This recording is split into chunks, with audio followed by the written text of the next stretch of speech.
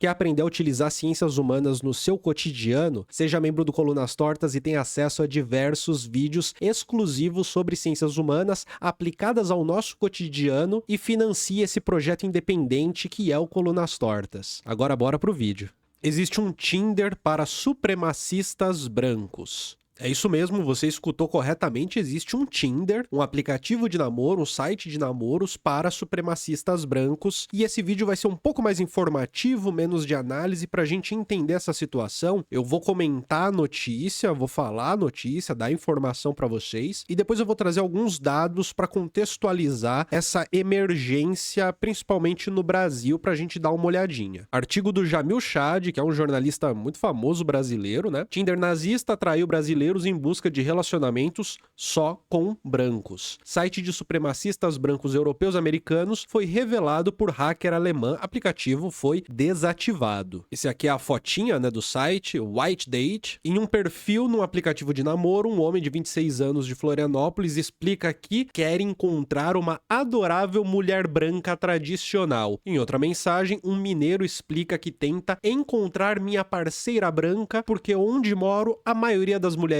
brancas tende a preferir homens negros ou mestiços. E ele continua: além disso, não pretendo continuar morando aqui por muito tempo. Sim, sou sul-americano, mas com ascendência europeia principalmente. Meu sonho é me mudar para a Europa, não como imigrante, pois posso ter cidadania europeia porque tenho 2 avós gregos e um deles ainda está vivo, felizmente, e preservar meus genes e minha raça, tendo pelo menos 2 filhos com uma mulher branca e tradicional. Os perfis fazem parte do site White Date, uma espécie de Tinder exclusivo para supremacistas brancos. No começo de janeiro, a hacker alemã conhecida como Martha Ruth se vestiu como uma fantasia de Power Ranger e, diante de um público de especialistas em segurança, rompeu as barreiras do site de encontros supremacista branco. Ao vivo, ela extraiu mais de 8.000 perfis de usuários com forte concentração nos Estados Unidos e na Europa. O ato, que ocorreu durante o 39º Congresso de Comunicação do Caos, CCC, em Hamburgo, gerou debates nas comunidades cibernéticas. Horas depois, o site saiu do ar. Aqui a fotinha, né, da moça vestida de Power Ranger, imagino que para não revelar sua identidade, quem ela é, tal, mostrando o site de namoro de supremacistas brancos. E aqui chega a parte mais interessante, né? Agora a reportagem do ICL Notícias pôde consultar os perfis de 10 brasileiros e constatou o tom xenófobo e racista das mensagens. Com 25 anos e vivendo em Minas Gerais, um estudante alemão de engenharia anunciava que estava cercado de anti-brancos na universidade. Mas não podemos desistir, dizia ele. Precisamos nos manter firme, nosso povo é o bem mais precioso e precisamos de amor. Afinal, apenas tentando achar uma companheira, completou. O aplicativo também conta com mulheres. Desejo me juntar à comunidade White Date porque anseio por um vínculo enraizado na honra, na tradição e num profundo senso de pertencimento, afirmou uma brasileira nas redes sociais. Dentro de mim reside uma alma antiga, moldada pelas memórias de um mundo mais ordenado, onde o amor era sagrado e a família um legado, afirmou. E ela continua: passei anos me sentindo deslocada na era moderna, até perceber que o que carrego não é fraqueza, mas a força silenciosa de gerações passadas. Ser mãe é a mais nobre vocação da minha existência, e em cada gesto, sonho e palavra pulsa o desejo de nutrir, ensinar e proteger, de transmitir em corações pequenos e ternos os aspectos mais nobres e belos da nossa herança europeia. Não busco apenas um parceiro, mas um guardião de valores eternos. Alguém que compreenda que amar é também plantar raízes. Completa a moça. Um homem de São Paulo ainda se queixou do seu entorno para justificar a busca pelo site. Moro no Brasil, onde há poucos brancos de verdade, e isso me fez me sentir uma minoria. Na Europa, a revelação dos perfis gerou ainda um abalo na política local. No Reino Unido, uma vereadora conservadora foi suspensa do partido por sua participação no site. A representante é Lilith Osborne e foi citada pelo jornal The Observer como uma das 450 pessoas no Reino Unido que tinham perfis no White Date. E aí, gente, gente, quando a gente percebe que esse tipo de coisa sobe para a superfície e começa a ser acessado por pessoas que não necessariamente são hackers, não necessariamente são pessoas que têm um longo uso da Deep Web, por exemplo, quando está na superfície da internet, isso significa que, de certa forma, existe um caldo cultural que normaliza ou que dá segurança para que essas pessoas sintam-se livres para participar livremente desse tipo de espaço. Porque a gente precisa aqui ser sagaz para compreender que qualquer supremacista branco entende que é criminoso isso no Brasil, por exemplo. Entende que precisa ter uma certa vergonha, precisa se limitar de certa forma para não parecer tão nazi assim. Mas quando esse limite, ele vai um pouquinho mais para baixo, esse limite, ele não é tão forte, as manifestações mais comuns, mais casuais, por exemplo, um site de namoro, começam a aparecer.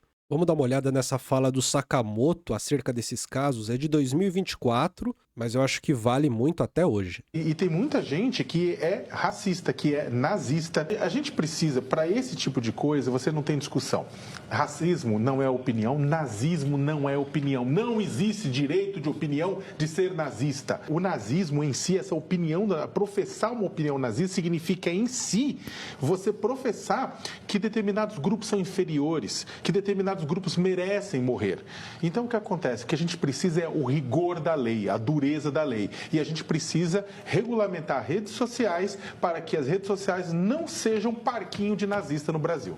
E isso vem de um contexto brasileiro dos últimos anos que eu acho que vale a pena dar uma olhadinha. Essa é uma matéria que traz dados de 2019 a 2021. Grupos neonazistas crescem 270% no Brasil em 3 anos e estudiosos temem que presença online transborde para ataques violentos. De 2019 a 2021 são os dados, que é o governo Bolsonaro, basicamente. Pesquisador afirma que há 530 núcleos extremistas no país, reunindo até 10 mil pessoas. Falta de leis contra discursos de ódio causa obstáculos à aplicação de punições para autoridades. Vamos ler só o lead da matéria para a gente entender esse contexto, né, de dados. Para especialistas e estudiosos que se dedicam a investigar o discurso de ódio no Brasil, a falta de leis claras contra práticas abomináveis, como a apologia do nazismo e outras intolerâncias, é o principal obstáculo para que estes crimes deixem de ocorrer no país. Não é só isso. As células de grupos neonazistas aumentaram e se expandiram para 5 regiões do Brasil nos últimos 3 anos. Este mapa, elaborado pela antropóloga Adriana Dias, que se dedica a pesquisar o neonazismo no Brasil desde 2002, mostra que existem pelo menos 530 núcleos extremistas, um universo que pode chegar a 10 mil pessoas. Isso representa um crescimento de 270,6% de janeiro de 2019 a maio de 2021. E aqui a gente tem um mapinha das células e claramente você percebe que a região sul é onde mais tem, em seguida de São Paulo, depois Rio de Janeiro e depois espalhado pelo Nordeste, Centro-Oeste e Norte brasileiro. Entre os grupos extremistas, neonazistas são a maioria. Adriana explica que eles têm semelhanças entre si. Eles começam sempre com o masculinismo, ou seja, eles têm um ódio ao feminino e por isso uma masculinidade tóxica. Eles têm antissemitismo, eles têm ódio a negro e ódio à população LGBTQIAP+.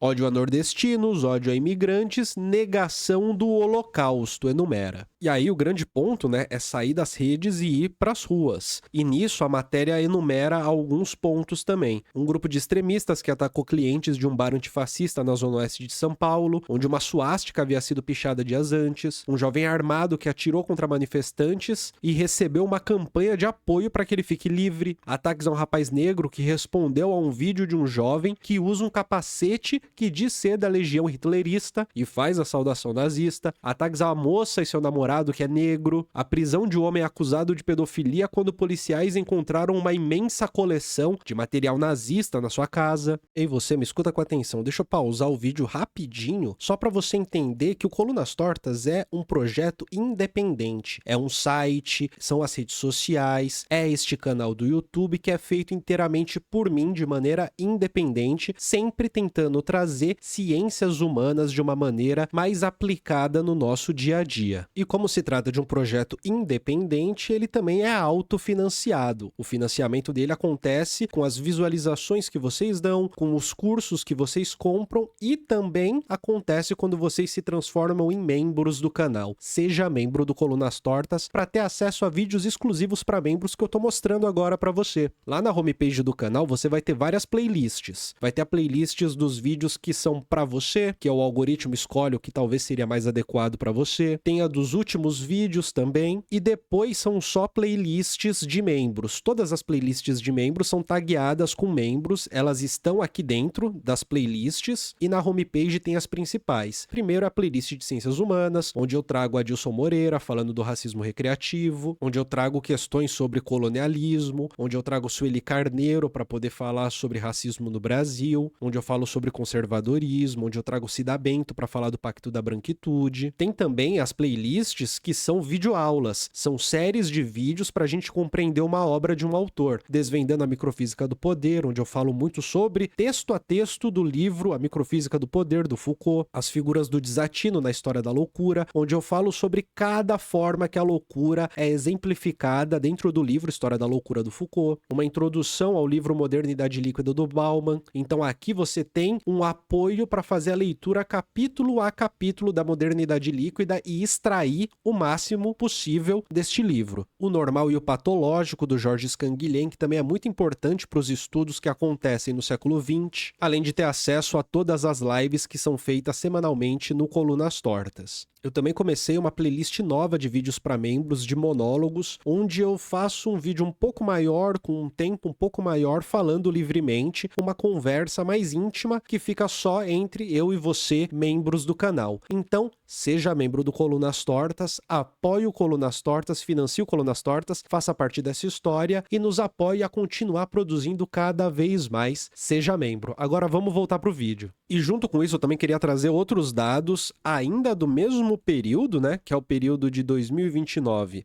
2019, aliás, até 2021, número de inquéritos abertos pela Polícia Federal sobre apologia ao nazismo cresce 59% em 2020. O número é 8 vezes maior que a média da década passada. Para pesquisadores, referências públicas encorajam o comportamento. E aqui, gente, eu queria trazer para vocês o gráfico, né? Ó, inquéritos instaurados. 2017, 14, 2018, 20, 2019, 69, 2020, 110 e 2021, até maio, que é o limite da pesquisa, 36. Até maio. E aqui o mapinha da distribuição por estados. E aí a gente vê que Rio de Janeiro e São Paulo é onde mais tem apologia ao nazismo. Região sul ali tem um número concentrado, mas a região sudeste vence em números de denúncia, de apuração, aliás, de casos sobre apologia do nazismo. E é claro que nesse contexto a gente também não pode esquecer de algo que aconteceu agora há pouco, né? Aconteceu no dia 12, que é um adolescente usando traje nazista numa festa de formatura no Rio Grande do Norte. Aconteceu no sábado, dia 10, e segundo a organização, o jovem era irmão de 2 formandas, teria colocado a vestimenta já dentro da festa. A faculdade emitiu uma nota de repúdio. A matéria é do dia 12. Um adolescente numa festa de formatura na cidade de Mossoró, no Rio Grande do Norte, usou um fardamento que fazia referência às forças armadas da Alemanha no período nazista. Além do traje, o adolescente apareceu em vídeos fazendo a tradicional saudação nazista, que era feita para reverenciar Adolf Hitler com o braço direito estendido. Segundo a organização da festa de formatura, o adolescente foi ao evento como convidado de 2 irmãs que eram formandas. E aqui a fotinha, né? Aqui, ó. A fotinha dele estendendo o braço, os adultos de boa com isso, ninguém dando uma reprimenda nos pais, na mãe e no pai, ninguém dando uma reprimenda no próprio moleque. O adolescente teria trocado de roupa no evento. Segundo os organizadores, o adolescente entrou na festa acompanhado dos pais sem qualquer vestimenta inadequada e trocou a roupa após o cerimonial. Em um momento pontual, sem o conhecimento da organização, houve a troca da roupa para registros fotográficos de cunho pessoal, informou a Master Produção e Eventos, responsável ali por produzir o evento. A organização também manifestou repúdio ao fato ocorrido. A Master Produções e Eventos repudia de forma veemente qualquer ato, símbolo ou manifestação relacionada ao nazismo ou ideologias de ódio. E aí, gente, eu queria trazer um vídeo do Alan Gentil, que eu acho que ele fez uma intervenção bem pontual sobre esse caso de Mossoró. Vale a pena dar uma escutada rapidinho. Gente, não foi só um garoto, foi um projeto. Eu já falei sobre isso 2 vezes e eu ainda não superei essa história. Um garoto de 13 anos, numa festa de formatura de medicina das irmãs, vestido de nazista, não somente fantasiado, performando, com discurso, com justificativa pública, com frase em alemão no perfil, com aplausos velados, com adultos por perto e, sobretudo, com silêncio estratégico desses adultos depois. Você percebe que é uma construção muito completinha, né? Não é só uma fantasia que um ingênuo colocou, mas você percebe que tem a participação da família, dos adultos por perto, tem uma conivência, existe uma coisa que tá para além, tem uma performance também para além da fantasia. Vamos ser muito claro, o que menos me choca é um adolescente de 13 anos aqui nessa história. Quem convive com adolescente, quem educa adolescente sabe, eles falam besteira, eles testam limites, eles repetem absurdos, eles flertam com ideias imbecis.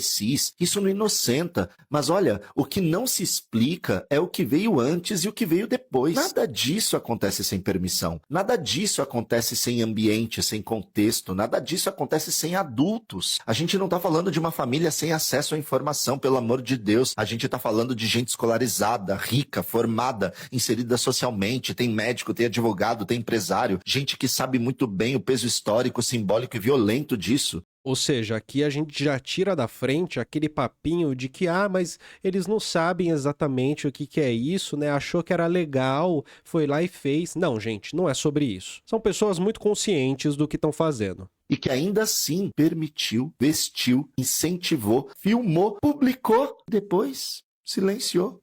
Essa é a parte mais perigosa, percebe? Porque jogar toda a responsabilidade de um garoto de 13 anos é covardia conveniente. É uma estratégia antiga. Se sacrifica o elo mais frágil para preservar o núcleo. Aliás, estratégia essa de um certo partido da Segunda Guerra, né? A indignação pública se satisfaz com um bode expiatório juvenil. É um absurdo. Isso é uma verdade, isso é uma verdade. É muito confortável que o bode expiatório seja um moleque de 13 anos, mas que a família e até os outros adultos que estão sendo cúmplices, coniventes ali em volta, não sejam responsabilizados ou questionados. Enquanto o verdadeiro ninho da intolerância segue ali intacto, limpo, respeitável, esperando o próximo episódio, nazismo não nasce do nada, não. Ele nasce na mesa, nas conversas de família, nas piadas normalizadas, nos silêncios cúmplices, na estética do ódio travestida de brincadeira. E tem um ponto grave nisso tudo. Essa família não falhou só eticamente, ela falhou pedagogicamente. Falhou inclusive em proteger esse menor com essa ideia estúpida. Falhou em interromper um processo. Proteger ele travando a ideia absurda, né? Porque isso é uma forma de proteção. Afinal de contas, quando você expõe o teu filho com roupa, né, de Segunda Guerra Mundial, partido nazi, quando você expõe ele desse jeito, cara, você não tá fazendo um favor pro seu filho, você tá, na verdade, piorando a vida dele. Em assumir responsabilidade. A pergunta que importa, honestamente, não é o que fazer com esse garoto. É quem ensinou esse garoto a achar que isso poderia ser aceitável. A gente vai perder de novo o adulto que formou os adultos que formaram ele. Comenta aqui com honestidade. Você acha mesmo que esse caso é sobre um menino ou sobre o mundo que a gente está permitindo que eduque os nossos filhos? Gente, não... Depois o moleque ainda fez um vídeo meio que pedindo desculpas. Eu não vou passar aqui agora. Eu vou depois fazer um vídeo só sobre o menino, só sobre esse caso de Mossoró. Achei bem representativo. Vou fazer o vídeo, vou publicar aqui, provavelmente no fim de semana. Mas é isso, minha gente. Eu queria trazer esse contexto pra gente dar uma olhada, principalmente relacionado ao aplicativo de namoro de supremacistas brancos e como que isso tá entranhado também no Brasil, como que existe uma certa normalidade, uma certa aprovação, ou pelo menos um certo clima favorável para a existência na superfície das redes de supremacistas brancos e no dia a dia, na medida em que há um aumento de células nazi no nosso país. Deixa o like no vídeo, se inscreva no Colunas Tortas, compartilha nos seus grupos de Zap, um beijo no seu coração.